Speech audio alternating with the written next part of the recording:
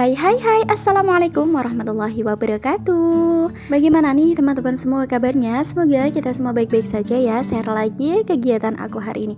Nah, jadi di sini aku sambil bebersih dapur, aku mau kasih sedikit tips ya teman-teman untuk mendapatkan dapur kita itu selalu bersih dan rapi tentunya. Nah, di sini biar mood aku jadi bagus, aku memulai untuk bagian yang mudah dijangkau ya teman-teman. Jadi aku biasanya bersin-bersin di area kayak atas-atas kulkas seperti ini, dan kemudian di sini aku juga lap-lap perabot-perabot yang ada di situ. Jika ingin memiliki dapur bersih dan rapi, hal utama yang perlu kita miliki setiap individu adalah kemauan untuk bersih-bersih ya teman-teman. Intinya jangan malas-malasan gitu ya. Jadi niatkan tekad yang kuat dalam diri kita untuk membersihkan sesuatu, terutama kayak membersihkan dapur. Karena dapur itu menjadi salah satu tempat utama, jadi untuk biasanya kita untuk menaruh makanan. Jadi harus dipastikan harus bersih ya teman-teman. Untuk tips yang selanjutnya di sini adalah deep clean ya teman-teman. Kita membuat deep clean dapur usahakan 2 minggu sekali, bahkan kalau bisa 1 minggu sekali kita deep clean. Apa sih deep clean itu ya? Benar banget, deep clean itu membersihkan menyeluruh gitu ya teman-teman. Jadi biasanya yang tidak dibersihkan kita elap-elap semuanya, misalnya seperti di atas kulkas seperti ini, terus magicom ataupun barang-barang yang ada di sini, misalnya kayak perabot-perabot yang memang biasanya tidak perlu ataupun tidak dipakai, itu kita usahakan dielap-elap ataupun dibersihkan gitu ya teman-teman, biar perabot kita itu tetap terlihat bersih.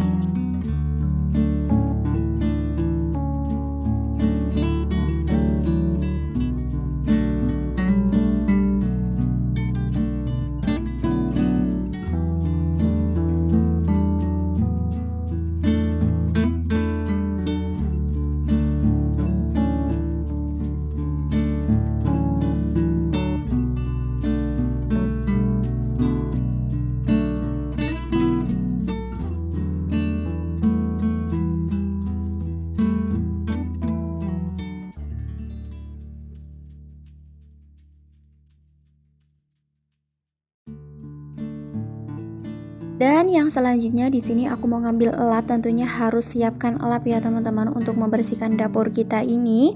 Kemudian aku di sini akan kasih tips juga, perhatikan di area kompor ya teman-teman, karena di area kompor ini rawan banget kena cipratan minyak setelah kita masak-masak ya teman-teman. Nah, ceritanya ini tuh aku habis masak gitu ya teman-teman. Jadinya aku langsung aja untuk elap-elap, dan jangan lupa kalau ngelapnya jangan nanggung-nanggung ya teman-teman. Kita elap di bagian di tembok-tembok, kemudian di bawah-bawahnya semuanya kita alap-alap. Nah, ini juga adalah salah satu yang membuat dapur kita itu rapi dan bersih juga. Tata perabot yang memang benar-benar dibutuhkan ya teman-teman, yang nggak dibutuhkan nggak usah ditaruh di sini, dikarenakan di kolong aku itu tuh banyak yang namanya tikus kayak gitu ya teman-teman. Jadi aku nggak berani untuk naruh di bawah. Sebenarnya kalau bagusnya itu ditaruh di bawah biar dia tuh kelihatan lebih luas ya teman-teman. Dan oke, di sini aku mau nurunin dulu untuk perabot ataupun wadah-wadah seperti perbumbuan. Ini juga selalu aku bersihkan ya teman-teman, karena ini juga rawan banget yang namanya kena percikan minyak ya. Jadi aku selalu memperhatikan semua perabot-perabot yang ada di samping-sampingnya. Pokoknya aku tuh selalu mendip clean dapur aku itu 1 minggu sekali ya teman-teman, karena dapur aku itu kan gak terlalu yang luas-luas banget. Jadi untuk membersihkannya itu gak terlalu capek-capek juga. Hey, siapa di sini yang lagi mager-mager parah, boleh banget untuk nonton video aku sampai selesai ya. Dan gimana nih kabar dapur teman-teman semua di rumah, masih berantakan kah? Kalau masih berantakan itu wajar banget ya teman-teman, karena dapur aku itu juga kadang juga berantakan, tapi setidaknya aku harus berusaha untuk membersihkan kembali gitu teman-teman. Misalnya sehabis masak aku langsung beres-beres, kemudian setelah aku gunakan perabot aku langsung kembaliin ke tempatnya, itu yang akan membuat dapur kita itu tetap terlihat bersih dan rapi. Ya, walaupun kadang-kadang ngerasa capek sendiri ya teman-teman, tapi setidaknya melihat dapur yang bersih dan rapi itu membuat salah satu kebahagiaan pada diri kita sendiri, karena dapur kita itu adalah kantor kita gitu kan teman-teman. Ada yang bilang seperti itu, karena setiap hari kita ketemu dapur, setiap hari juga kita ke dapur, apa-apa ke dapur gitu teman-teman. Dan ini masih lanjut, aku bersihin elap-elap semuanya di bagian wadah-wadah, gula, garam, semuanya aku lap-lap ya teman-teman. Dan di sini tips yang selanjutnya adalah jangan menunda untuk cucian piring setelah masak ya teman-teman. Jadi ini tuh aku habis masak ceritanya tadi, jadi aku belum cuci piring dikarenakan ya itu tadi ya teman-teman, aku lap-lap dulu semuanya. Dan aku juga kayak memang kumpulin dulu untuk perabot-perabot yang memang harus dicuci. Setelah aku udah siap semuanya, baru aku cuci semuanya. Dan oke, di sini tadi aku belum sapa-sapa buat teman-teman semua yang baru mampir, yang baru hadir, yang baru klik, yang baru menemukan channel aku ini. Aku mau ucapkan selamat datang. Semoga suka dengan video yang aku share, dan video sederhana dan apa adanya ini ya teman-teman. Bantu untuk mengembangkan channel aku dengan cara ditekan tombol subscribe, like, dan komen. Tentunya jangan lupa untuk ditekan tombol loncengnya. Dan boleh banget teman-teman, apabila video aku ini dirasa banyak manfaatnya, boleh banget share ke seluruh sosial media yang kalian punya. Terima kasih banyak. Nah, kira-kira aku mau nanya dong sama teman-teman semua di rumah, cuci piringnya sehari berapa kali?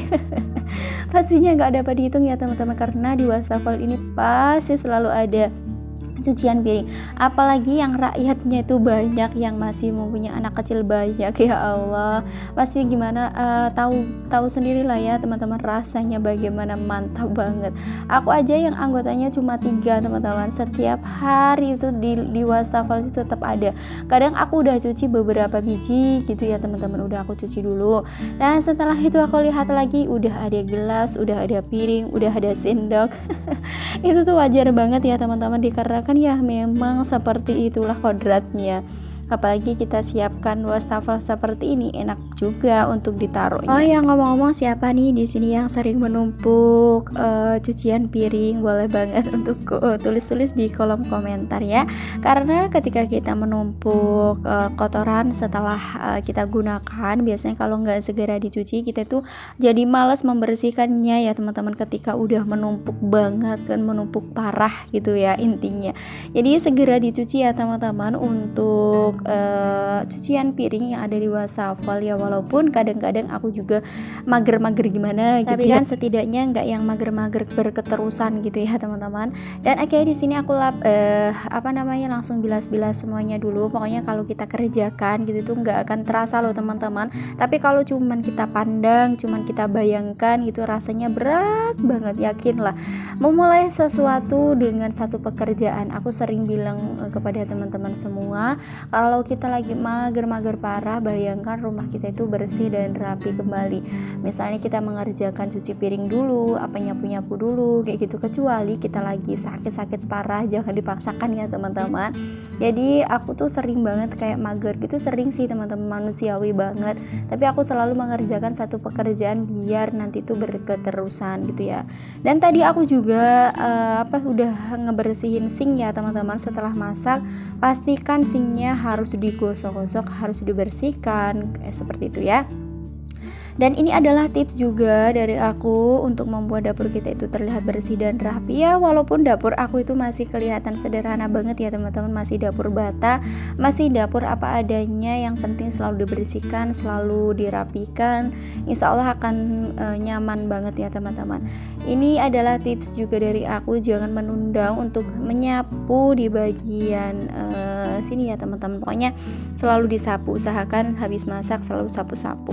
Karena bayangkan aja kalau lantai kita itu habis masak, pastinya banyak banget lah ya kotoran-kotoran yang jatuh seperti itu.